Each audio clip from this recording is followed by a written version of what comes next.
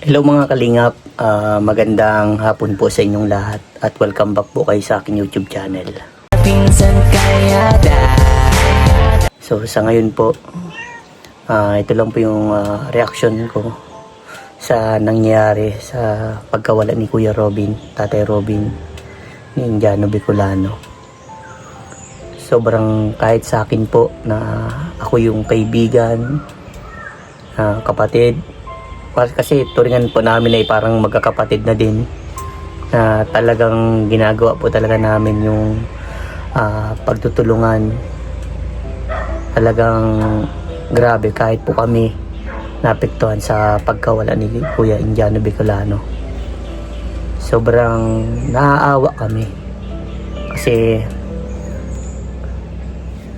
'di ba nung panahon na nabubuhay si Kuya Robin, si Indiano Bicolano, napakadaming taong nangusga sa kanya, na kesa para inom, na kesa binago yung buhay.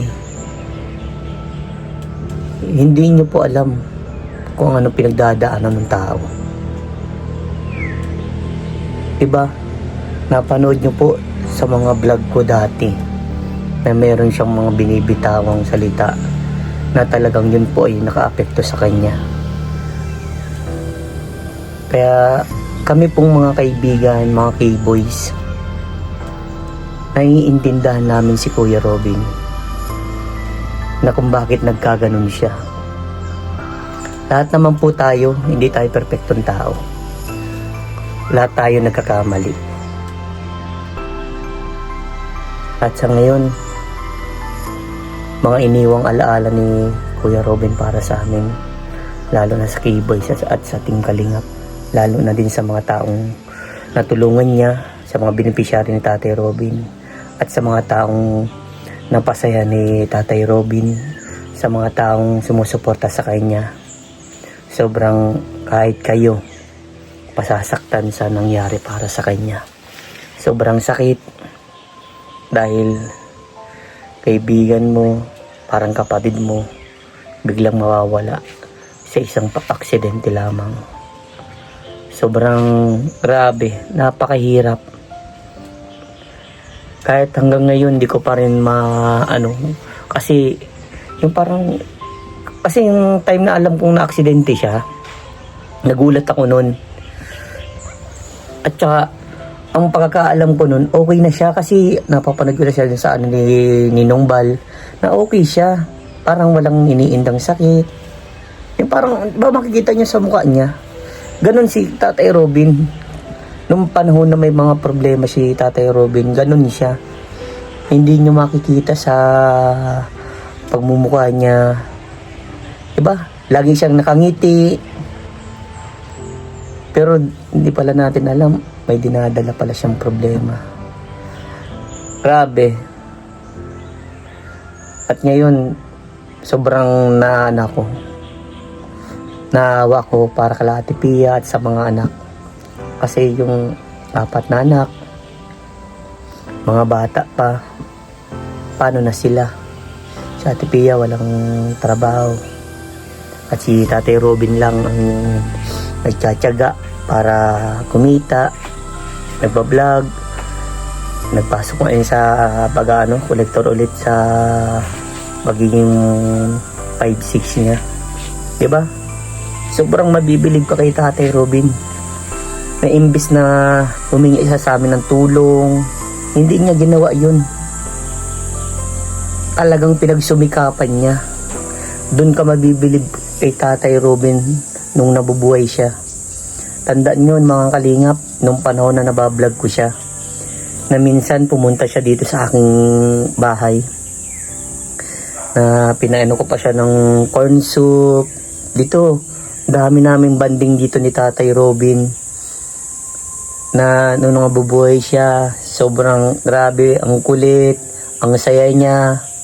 Sobrang hindi mo talaga mahalata yung problema niya, pero kapag naano mo na si Tatay Robin, meron siyang salita na binitawan din sa akin na sobrang yun talaga yung kinalungkot niya. Pero ngayon, Alam ko masaya na yan si Tatay Robin. Dahil kapiling niya na yung nawalan niyang magulang. Sobrang grabe. Kahit ako naapektuhan, halo-halong emosyon.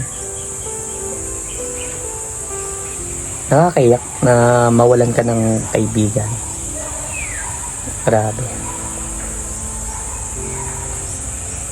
Sa ngayon, parang hirap ng ganitong sitwasyon, di ba? Na kasama-kasama mo, tapos biglang mawawala na lamang. Sana po guys, sa mga taong nagmahal kay Kuya Robin, sana wag po kayong magsawang tulungan ulit sila. Mahalin po natin sila, lalo ng pamilya ni Tatay Robin, na mas kailangan po tayo ngayon. Dahil sobrang grabe, napakabigat po niyan na mawalan ng isang magulang, di ba? Grabe. Tatay Robin, kung maririnig mo man ito, hindi ako nangangako, pero kapag meron akong sobra-sobra, iaabot ko para sa pamilya mo, para makatulong man lang kahit papano. Sobrang napakabait mo para sa akin, Kuya Robin. Wala ako sa iyong ibang masabi kundi napakabuti mong tatay, kaibigan, kapatid. Grabe, kahit ibang lahi ka, pinakita mo sa amin yung pagiging isang tunay na tao, tunay na halimbawa, na kahit ganyan ibang lahi ka, minahal mo kami, minahal mo ang Team Kalingap, minahal mo ang lahat ng taong sumusuporta sa iyo, lalo na mga beneficiary mo. Pinakita mo kung sino ka, na kahit ibang lahi ka, may kakayahan kang tumulong sa abot ng iyong makakaya. Napakasakit, grabe. Hindi ko din alam kung ano yung mga gagawin ko, pero pupunta kami ni Pading Edu sa kanyang burol. Ate Pia, kung mapapanood mo man po ito, lakasan mo lang po ang loob mo, Ate Pia. May mga anak po kayong naandyan. Pakita mo, ate, sa anak mo na kaya mo. Dapat maging matapang ka, yung lumaban ka sa hamon ng buhay. Huwag mong pakita sa mga anak mo na nanghihina ka. Grabe. Di ko alam kung pagpunta ko doon sa Boron Kuya Robin, di ko alam kung anong